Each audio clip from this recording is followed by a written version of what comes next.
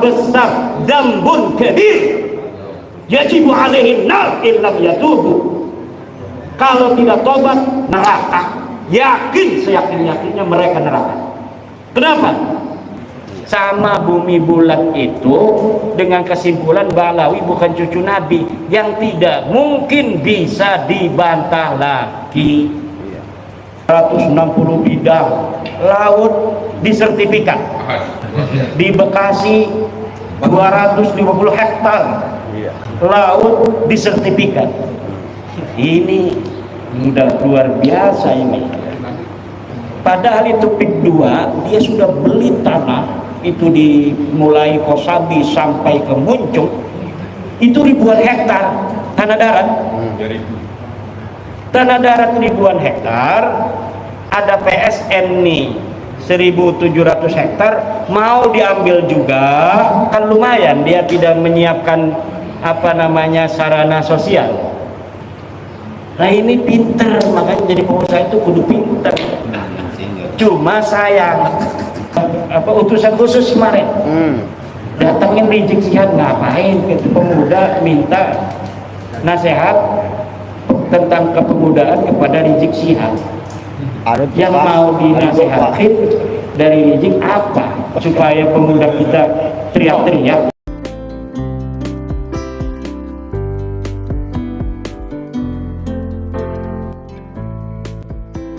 Beritanya lagi hebohnya saudara sekalian, di mana Raffi Ahmad tiba-tiba datangi Rizik Syihab.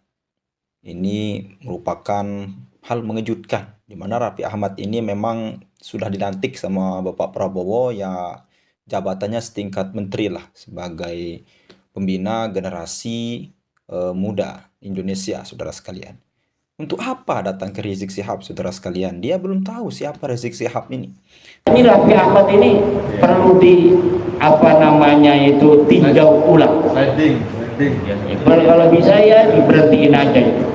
Diberhentiin Raffi Ahmad dari utusan khusus presiden. Kenapa? Karena kurang cerdas. Ada lagi yang gas LPG sekarang tiba-tiba nggak ada di masyarakat, di pasaran. Kebijakannya mungkin bagus tujuannya, tapi kurang cerdasnya ini kemudian membuat gejolak di masyarakat.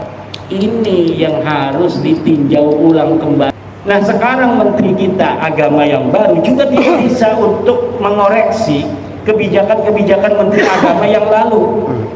Harusnya kalau tahun 2020 bisa 35 juta itu masyarakat membayar haji, harusnya tahun sekarang bisa dikoreksi kebijakan menteri yang dulu karena alasan Covid. Kalau kemarin itu naik, sekarang sudah tidak ada Covid. Kalau misalnya saya jadi presiden,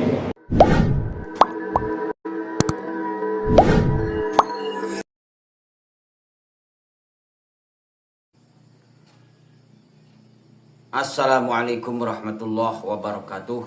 Bismillah, alhamdulillah, Allahumma salli wa sallim wa barik ala sayyidina Muhammadin wa ala alihi wa ashabihi ajma'in, amma ba'du. Alhamdulillah saudaraku pemirsa dimanapun anda berada, akhirnya terkuak juga kenapa Kiai Haji Imaduddin Usman Al-Bantani begitu semangat untuk membongkar nasab palsu, nasab Habib Ba'lawi. Tidak perlu berlama-lama, mari kita simak apa alasan Kiai Haji Imaduddin Usman Al-Bantani mengomentari atau melakukan kajian tesis Habib Ba'lawi yang menurut beliau tidak terbukti nasabnya bersambung kepada Rasulullah Sallallahu Alaihi Wasallam. Mari kita simak bersama. Besar dzambun kabir yajibu alaihin nar illam yatubu. Kalau tidak tobat neraka, yakin seyakin-yakinnya mereka neraka. Kenapa?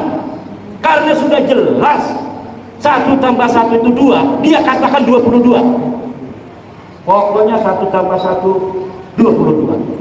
1 tambah 1 itu 2, 2-nya 1. Tidak bisa. Saya husnudzon bahwa 1 ini sebenarnya 11, 1 Satu lagi yang satunya sebenarnya 11. Jadi 11 tambah 11 itu 22. Nggak bisa, ini sebenarnya ada satu.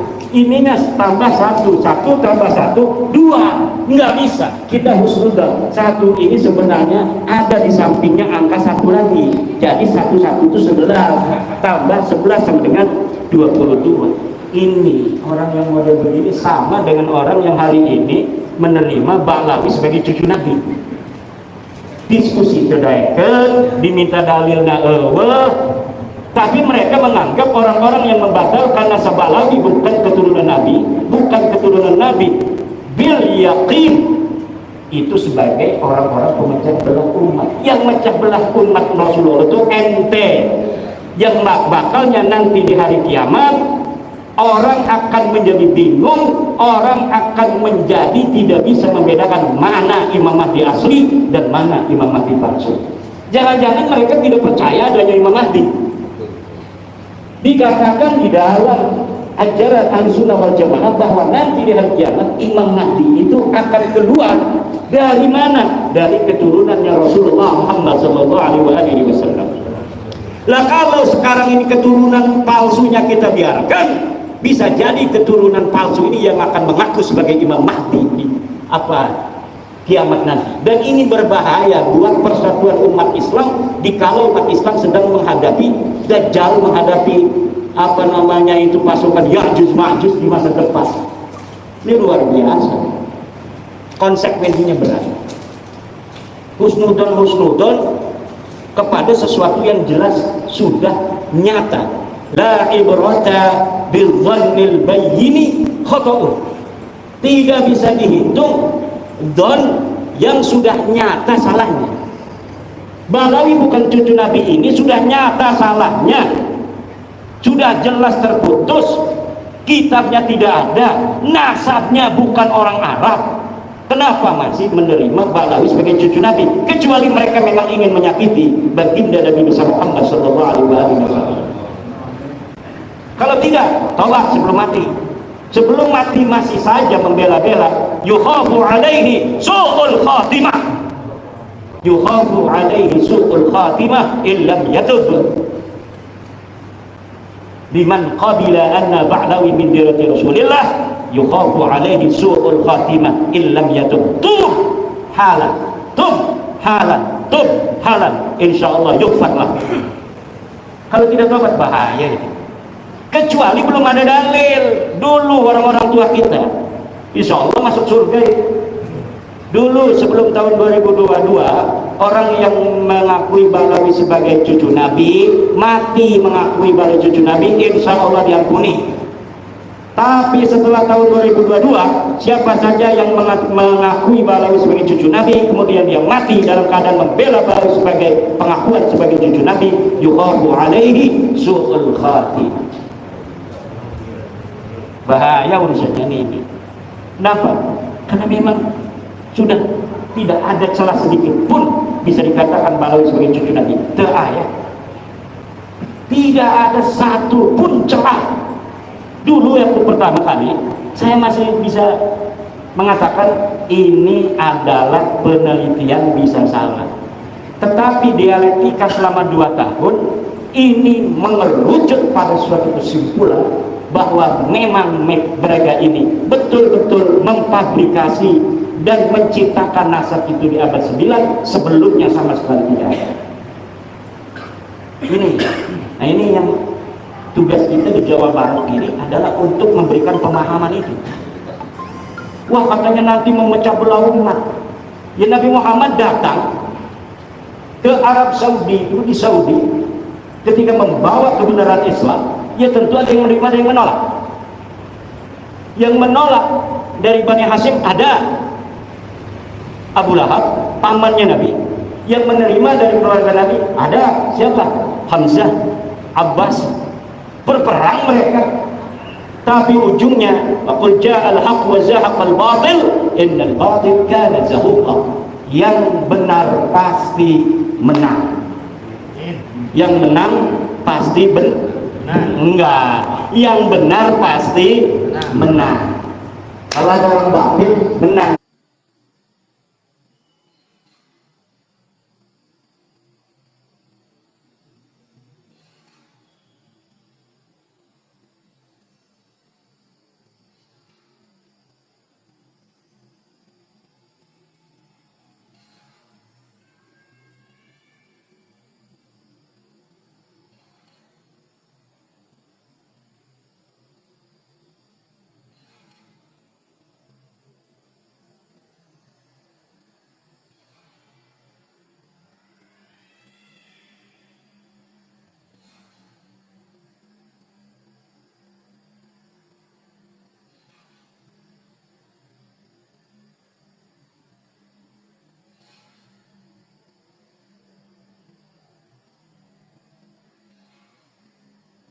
itu sementara, tapi ujungnya dia akan kalah, hancur. Itu Al-Quran yang mengatakan wa qul ja'al haqqa wa zahaqal batil innal batila kana zahuqa.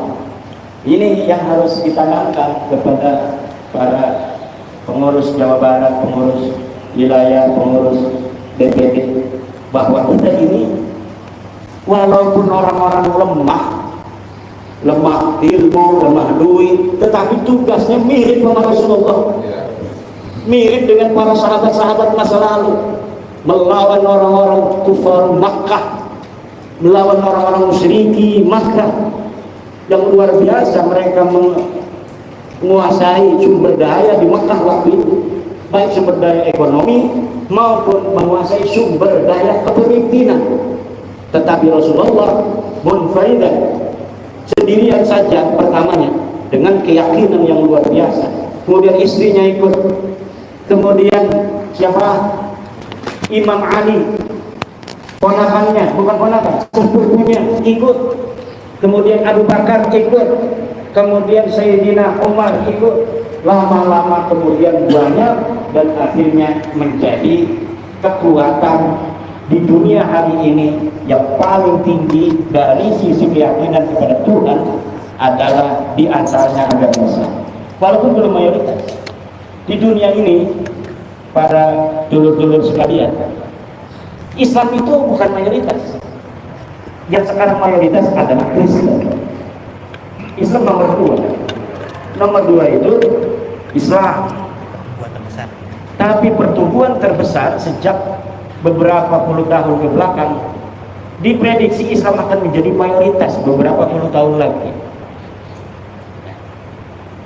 Ke depan itu kita musuh dalam tanda kutip, musuh di TikTok segala macam itu, bukan dengan orang-orang ahli kita. Kayak sekarang kan Ustadz Wafi itu debat-debat dengan orang Kristen, dengan orang Protestan, dengan orang Katolik. Masa depan musuh kita itu adalah orang-orang ateis, agnostik, yang mereka sama sekali tidak percaya kepada Tuhan. Di TikTok mulai hari ini, di YouTube mulai hari ini, orang-orang ateis muncul. Mereka pertama ingin mendapatkan kesamaan hak di negara Indonesia, bahwa walaupun negara kita ini berdasar Pancasila dengan sila pertamanya ketuhanan yang Maha Esa, tetapi orang-orang ateis ingin diberikan hak juga. Nah, ini ke depan musuh kita ini adalah orang-orang ateis. Maka peradaban ilmu pengetahuan waladiyah syamsiyah yang dulu dipersiapkan untuk melawan orang-orang ateis, ini akan bermanfaat kembali. Ini harus diasah. Untuk apa? Untuk melawan filsafat orang-orang ateis yang mempertanyakan Tuhan itu ada atau tidak, Tuhan itu ilmiah apa tidak, apakah bisa Tuhan diilmiahkan. Nah, ini nanti yang akan terjadi dengan anak-anak kita ke depan. Mereka mempertanyakan kembali tentang zat Allah, seperti peristiwa 250 Hijriah ketika Abdul Hasan Asy'ari, Abu Mansur Al-Maturidi melawan orang-orang ateis, Mu'tazilah melawan orang-orang ateis. Ini yang akan kita hadapi. Nah, sebelum kita menghadapi orang-orang seperti itu, maka kita juga harus memperkuat ilmu pengetahuan anak-anak kita. Bagaimana kita berbicara filsafat, bicara dengan metodologi waladiyah syamsiyah, dengan metodologi al-mungkit minad dhalal. Kalau tentang metodologi ilmiah saja santri-santri kita tidak ngerti. Kalau sudah ada dalil tentang batalnya Ba'lawi, maka Ba'lawi tidak bisa lagi untuk diterima. Tapi kenapa santri-santri kita masih ada yang menerima? Karena tradisi ilmiah ini belum biasa dikonsumsi dengan konstruktif dan kritis oleh santri-santri kita. Ini maka akan bisa untuk diprediksi pertandingan dengan orang ateis ke depan, santri kita akan kelabakan. Kenapa? Karena dengan teori filsafat ilmu yang sederhana saja, mereka tidak bisa untuk mengambil kesimpulan kebenaran. Kalau sebuah tesis bumi itu datar, kemudian diketemukan tesis berikutnya yang mengatakan bumi itu bulat, maka dengan berbagai macam dalil-dalil yang kuat, tesis bahwa bumi itu datar itu hancur lebur dan tidak bisa diterima kembali. Sekarang kita sudah bisa untuk melihat bumi dari atas. Ternyata betul bahwa bumi ini bulat. Perdebatan masa lalu di tahun 1500-an Masehi, apakah bumi itu bulat, apakah bumi itu datar, hari ini terkonfirmasi bahwa memang bumi ini bulat. Maka sebuah tesis yang telah terbantahkan itu sudah tidak bisa lagi dihusnudoni. Bagaimana kita husnudon aja sih Abah? Katanya bumi ini datar, buktinya kita tidak melayang-melayang, tidak jatuh, ini ada di bumi. Tidak bisa bos. Karena apa? Karena kesimpulan ilmiah bahwa bumi ini bulat sudah dhahirun bayyinun la yuraddu, yang tidak bisa ditolak lagi. Sama bumi bulat itu dengan kesimpulan Balawi bukan cucu Nabi, yang tidak mungkin bisa dibantah lagi. Yang masih nerima akan terbantah sendiri oleh dirinya sendiri, hanya nunggu waktu. Nunggu kecewa aja sedikit ditempeleng sama Balawi, dia akan sadar. Atau dia motornya dipinjam, nggak dikembaliin lagi, langsung itu saya ikut Kiai Maduddin. Tinggal gitu aja. Hanya butuh sedikit kecewa untuk Muhyiddin, insya Allah akan sadar. Hanya butuh sedikit kecewa saja. Dalil tidak ada. Innaka la tahdi man ahbabta walakinnallaha yahdi man yasha. Nabi Muhammad kurang apa? Beliau adalah orang yang sangat dikasih Allah, Habibullah. Habib asli itu Rasulullah itu. Tapi tidak semua manusia di dunia mengikuti Rasulullah. Apalagi model Imaduddin Usman yang katanya kecilnya aja tahu, katanya sama Imad itu. Iya kecilnya tahu, saya kecil dulu sih. Kalau saya langsung besar nggak bakal ada orang yang tahu saya kecilnya gimana. Orang saya kecil dulu, manusia betul-betul terlihat oleh sekampung saya. Al-kreseku ya'lamuni, al-kreseku ya'rifuni, watangrangu ya'lafuni. Nggak bisa saya itu menutupi diri saya dari orang Kresek, dari orang Tangerang, karena seluruh orang Kresek Tangerang tahu saya. Nah, ini masalahnya. Ini kita harus banyak tantangan ini Abah Setu ini. Tapi bisa nggak Kiai dikaitkan dengan ayat tadi? Wa may yattabi'u apa namanya? Aktsaruhum ila dhanna inna dhanna la yugni minal haqqi syai'a.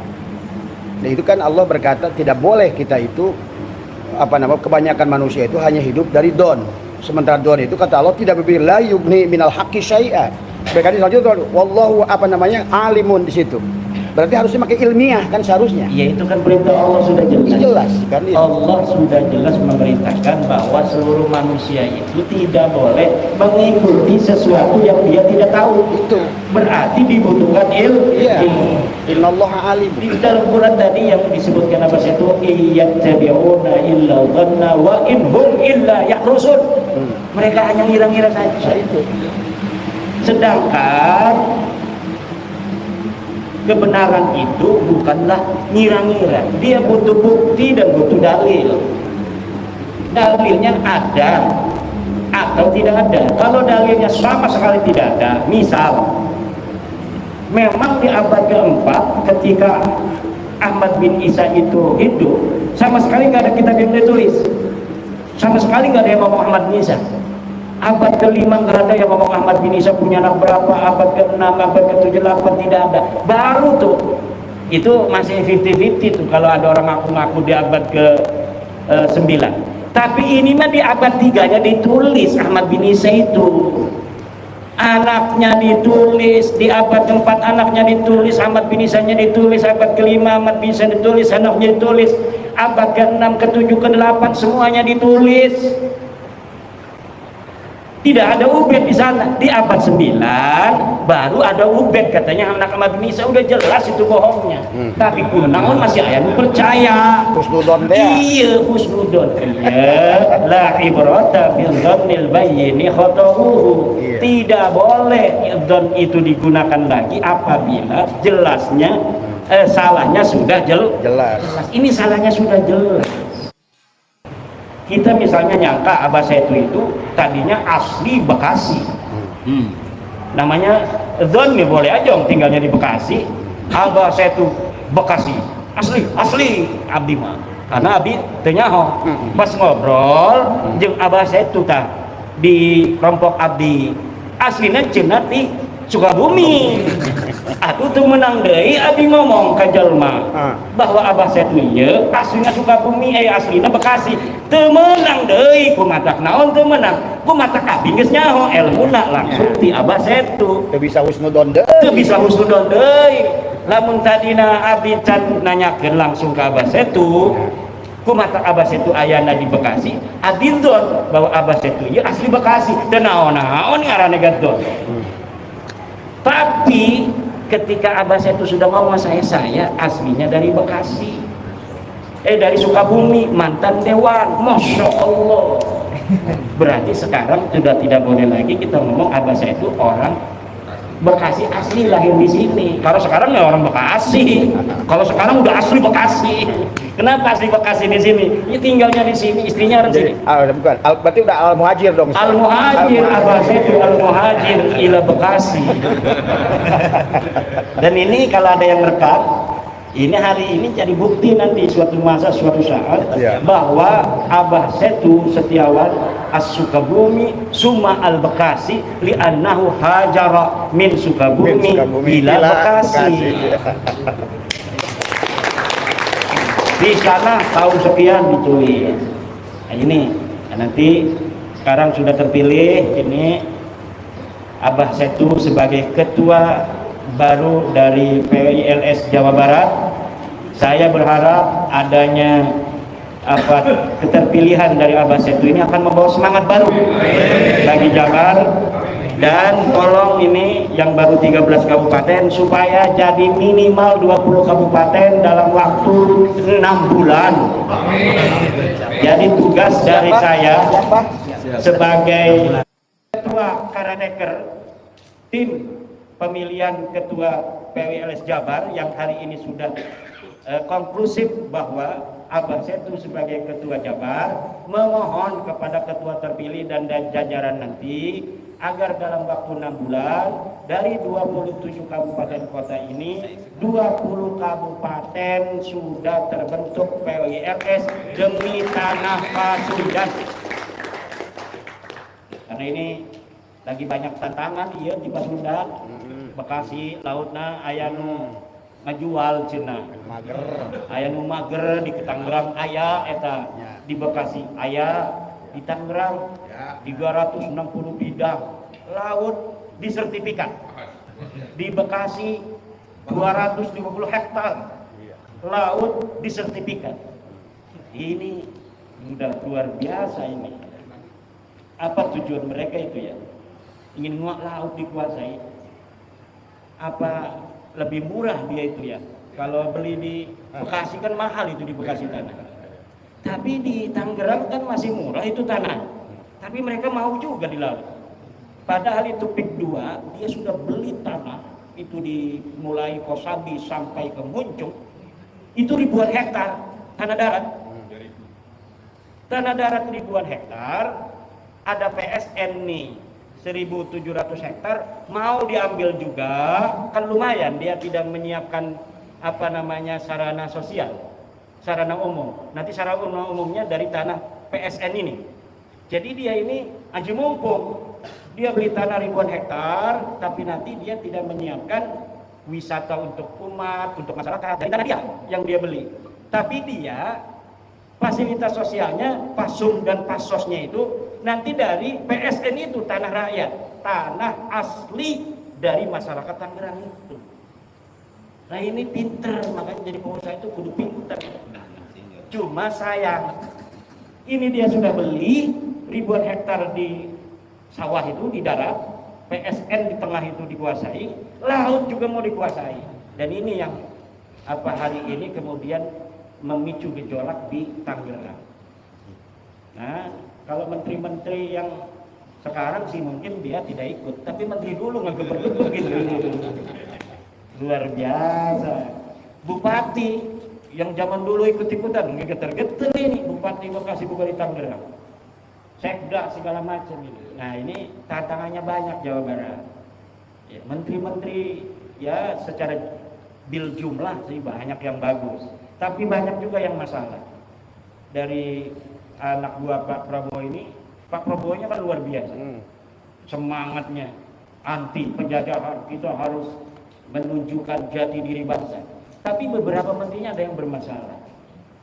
Menteri petugas utusan khusus kemarin datangin Rizik Syihab, ngapain ke pemuda minta nasihat tentang kepemudaan kepada Rizik Syihab. Yang mau dinasihatin dari Rizik apa? Supaya pemuda kita teriak-teriak. Ini Raffi Ahmad ini perlu tinjau ulang. Kalau bisa ya diberhentiin aja itu. Diberhentiin Raffi Ahmad dari utusan khusus presiden. Kenapa? Karena kurang cerdas. Jadi kan ilmu pengetahuan itu penting juga untuk pejabat-pejabat agar presiden kita ini mampu untuk menyelesaikan tugas-tugasnya. Nah kalau utusan khususnya menteri pembantu-pembantu ini kurang cerdas, langkah-langkahnya ini kurang cerdas, ya nanti akan menghambat presiden. Ada yang menghina tukang es, ada yang menghina tukang ST, masalah buat presiden. Ada lagi yang gas LPG, sekarang tiba-tiba nggak ada di masyarakat, di pasaran. Kebijakannya mungkin bagus tujuannya, tapi kurang cerdasnya ini kemudian membuat gejolak di masyarakat. Ini yang harus ditinjau ulang kembali nih pembantu-pembantu model begini. Menteri Agama juga nggak bisa nurunin haji. Ongkos naik haji sebelum Pak Yakut itu 35 juta tahun 2020. Masyarakat bayarnya hanya 35 juta. Dolarnya itu 15.000. Ketika Pak Yakut naik jadi 55 juta, 35 juta ya tahun 2020, waktu sebelum Pak Yakut jadi menteri. Ketika Pak Yakut, peninggalan Pak Yakut 55 juta, naik drastis, padahal dolarnya sama. Dulu 15.000, sekarang dolarnya 16.000. Nah sekarang menteri kita agama yang baru juga tidak bisa untuk mengoreksi kebijakan-kebijakan menteri agama yang lalu. Harusnya kalau tahun 2020 bisa 35 juta itu masyarakat membayar haji, harusnya tahun sekarang bisa dikoreksi kebijakan menteri yang dulu karena alasan Covid. Kalau kemarin itu naik, sekarang sudah tidak ada Covid.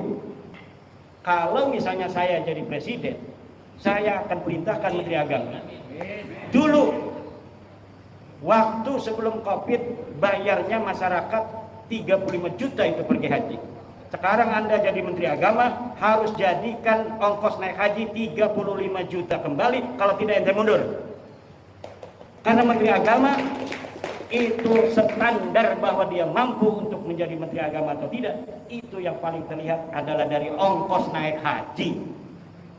Dan kemarin kita lihat ongkos naik hajinya masih 35 jutaan, hanya nurun sedikit aja seidrat. Dan ini membuktikan dia tidak lebih baik dari menteri agama sebelumnya. Ini banyak sekali PR-PR kita yang yang harus kita bereskan. Kita bukan hanya memberesi tentang masalah nasab, tetapi juga kita akan membantu siapapun presidennya agar presiden kita kawal untuk mampu memberikan kemajuan, kesejahteraan kepada rakyat Indonesia. Selamat kepada ABS itu yang telah dipilih secara aklamasi berdasarkan musyawarah mufakat sebagai Ketua PWI LS Provinsi Jawa Barat. Semoga dapat mengemban amanah penderitaan rakyat Jawa Barat agar dimerdekakan dari penjajahan spiritual.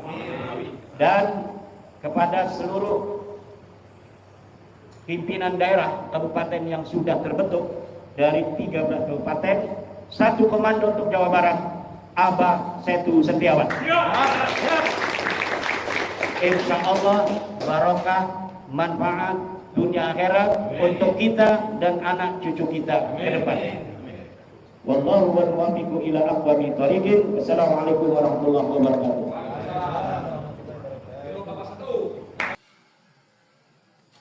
Oke, terima kasih saudaraku, pemirsa sekalian, sudah cukup jelas dan gamblang apa yang disampaikan oleh beliau, ya. Kenapa Habib Ba'alawi ini harus dibongkar nasab palsunya, ya. Sudah jelas apa yang disampaikan beliau, dan di video ini juga beliau menyampaikan bahwasanya mengomentari tentang Raffi Ahmad yang berkunjung ke kediaman Rizik Syihab, ya, bertemu dengan Rizik Syihab, dan juga beliau mengomentari tentang PIK 2. Ya, semoga apa yang disampaikan beliau bermanfaat dan benar bisa kita pahami bersama bahwasanya memang penting sekali orang-orang yang mengaku nasabnya tersambung kepada Rasulullah, yang mengaku sebagai cucu Rasulullah, harus diverifikasi kebenarannya agar tidak terus menyebarkan berita-berita hoak, ya. Oke, saudaraku pemirsa sekalian, cukup sekian. Wallahul muwaffiq ila aqwamit thoriq. Wassalamualaikum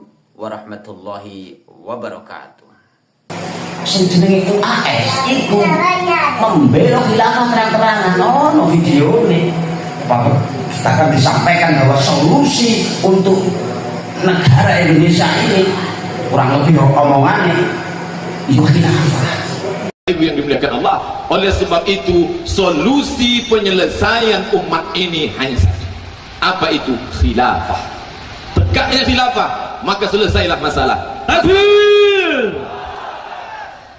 Pimpinannya Habib Taufik makruh raro, makruh raro, makruh keliru gitu. Makruh ajaran yang tidak sampai kata makruh yang pondok masjid roh, biar betul. Itu pimpinannya.